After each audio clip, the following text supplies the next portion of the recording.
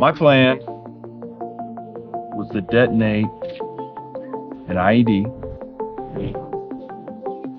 right outside the Muncie Islamic Center on a Friday afternoon when they were all gathered, and I was hoping for at least 200 or more dead, injured,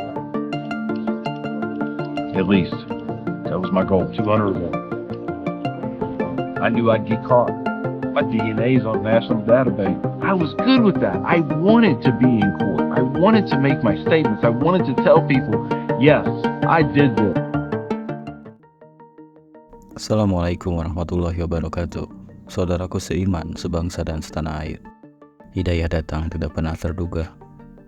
Ini adalah kisah seorang pria yang berencana untuk masuk ke dalam sebuah masjid dengan rencana untuk meledakkannya, tetapi malah akhirnya memutuskan untuk memeluk Islam. Namanya adalah Richard McKinney, dan kisahnya terungkap dalam sebuah dokumenter yang dibuat oleh majalah The New Yorker. McKinney adalah seorang mantan marinir Amerika Serikat dari Muncie, Indiana. Ia bertugas dalam Korps Marinir selama 25 tahun dan telah menyelesaikan beberapa pertempuran di Irak dan Afghanistan. Ia merasa sangat membenci Islam. McKinney mengatakan bahwa ia dilatih untuk melihat tentara muslim yang ia bunuh sebagai target kertas layaknya di tempat latihan menembak, bukan sebagai manusia. Kemarahannya semakin mendalam ketika ia kembali ke Muncie dan menemukan muslim Amerika yang ia pandang sebagai musuh berkeliaran bebas di kotanya. Living in Muncie, now I was being forced to see people that I considered an enemy every time I went out the door. Tidak bisa menahan kemarahannya terhadap muslim, ia merancang sebuah rencana. My country's done with me, but I'm not done with it. I would die for that cause. Gladly. So I came up with a plan.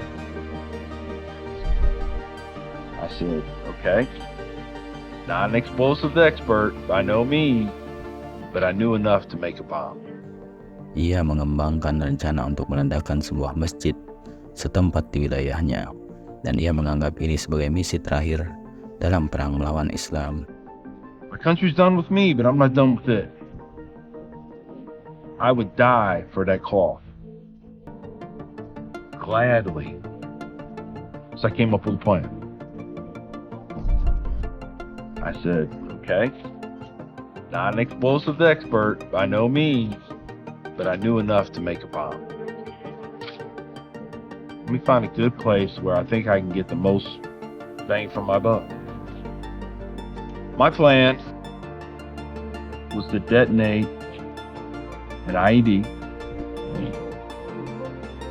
right outside the Muncie Islamic Center on a Friday afternoon when they were all gathered, and I was hoping for at least 200 or more dead, injured, at least. That was my goal, 200 or more. I knew I'd get caught. My DNA's on the national database. I was good with that. I wanted to be in court. I wanted to make my statements. I wanted to tell people, yes, I did this.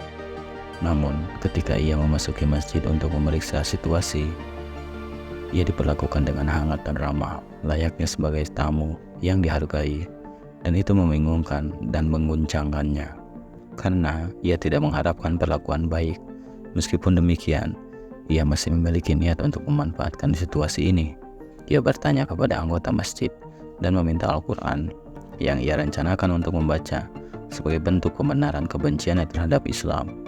Selama 8 minggu, McKinney membaca ayat-ayat tersebut dan kembali ke masjid dengan pertanyaan-pertanyaan mengenai ayat-ayat yang ia baca.